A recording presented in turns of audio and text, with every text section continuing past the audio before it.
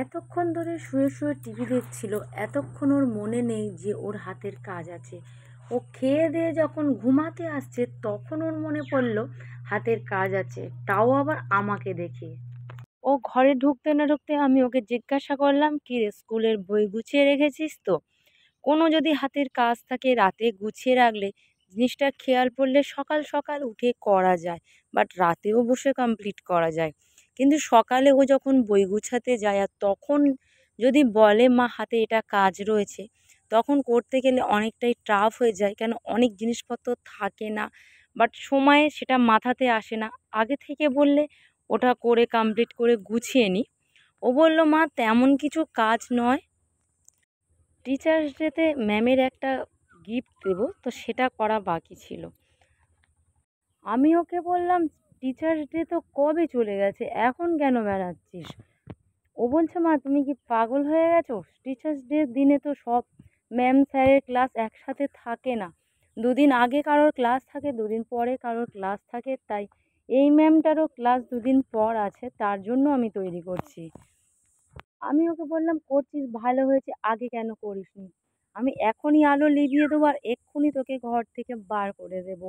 এখন রাত 11টা থেকে 11:30 বাজতে যাচ্ছে, এখন তুই বসে এই কাজগুলো করছিস, এখনও তো অনেকটা টাইম লাগবে এটা কমপ্লিট করতে।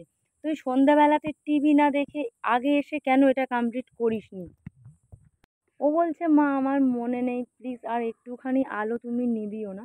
আমি ওকে বললাম, বারান্দায় চলে যা, বারান্দার আলো আমি জ্বালিয়ে দিচ্ছি আর ওইখানটাতে তুই বসে বসে কর, আমাকে ঘুমাতে দে, আমার একে শরীর খারাপ, আর এই আলো জ্বললে আমার রাতে তো একটুও ঘুম আসবে না, আর একবার ঘুম ভেঙে গেলে হঠাৎ আমার ঘুম আসতে চায় না।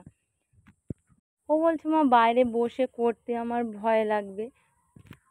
ওকে আমি বললাম, যতটুকু এখন হয়েছে থাক, বাদ বাকিটা কাল সকালে উঠে করে নিবি।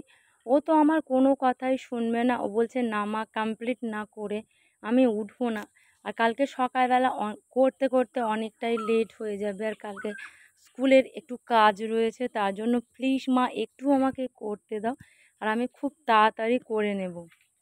এগুলো বসে বসে করতে অনেকটা টাইম লাগে, বাট কোথায় কি করতে হবে সেটা মাথা খাটিয়ে করতে হয়।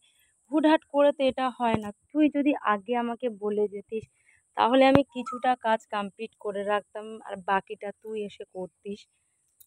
ওকে আমি অনেকটাই বকাবকি করলাম, কারণ সারাক্ষণ বসে বসে টিভির ঘরে টিভি দেখে গেল।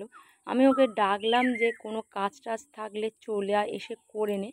ও আমাকে বলল কি, মা আমার কোনো কাজ নেই, আমার কিচ্ছু নেই, আমি গিয়ে শুধু খেয়ে দিয়ে ঘুমিয়ে পড়বো, তুমি শুয়ে পড়ো। আর এখন এসে আমাকে বলছে, মা ম্যামের এখনও একটা কাজ বাকি আছে, বেশিক্ষণ লাগবে না, আধা ঘন্টা থেকে 1 ঘন্টা লাগবে। বাট 2 থেকে 3 ঘন্টা হয়ে গেল, এখনও কমপ্লিট হয়নি ওর হাতের কাজ, এখনও করে যাচ্ছে। কতক্ষণে হবে তারও ঠিক নেই, আর এদিকে আমার মাথা যন্ত্রণা হচ্ছে, মাথায় যে একটু শক্তিবাম লাগিয়ে শোবো তার আর উপায় নেই। কানের কাছে ও তো বকর বকর করে যাচ্ছে, মা এটা কোথায়, ওটা কোথায়, মা একটু দেখে বলো না এটা ঠিক হয়েছে কিনা, এই জায়গাটায় কি করব। কানের ধারে যদি কেউ এরকমভাবে বক বক করে, তার কি ঘুম হয়? আর ও হাতের কাজ করছে মানে আমাকে তো ওকে এক ঠায়ে বসে থাকতে হবে, বাট শুয়েও যদি থাকি আমাকে জেগে থাকতে হবে।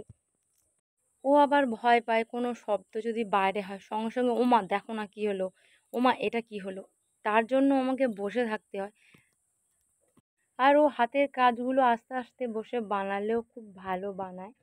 তোমরা অবশ্যই একটু কিন্তু কমেন্ট করো যে ও এতক্ষণ ধরে যে কাজটা করেছে কেমন হয়েছে। ভালো লাগলেও একটু লাইক করবে, আর খারাপ হলেও সেটা একটু কমেন্টে জানিও।